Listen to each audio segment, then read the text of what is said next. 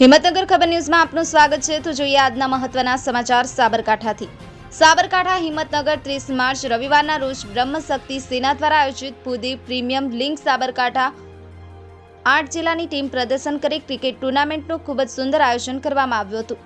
બ્રહ્મશક્તિ સેના ગુજરાતના મુખ્ય સંયોજક જપિન ઠાકર, યુવા અધ્યક્ષ સરસુ પંડ્યા, મહામંત્રી કૌશલ કાકા, અંકિત જોશી, સાબરકાંઠાના આયોજક હિરેન દવે, કુંચન દીક્ષિત અને આયોજકોની તમામ ટીમ સમસ્ત બ્રહ્મ સમાજના ભૂદેવો એક દિવસીય ક્રિકેટ ટુર્નામેન્ટનું ભવ્ય કાર્યક્રમનું આયોજન આપે ક્રિકેટ ગ્રાઉન્ડમાં લાલપુર હિંમતનગર ખાતે કરવામાં આવ્યું હતું, જેમાં ગુજરાતની 8 જિલ્લાની ટીમોએ પ્રદર્શન કર્યું હતું।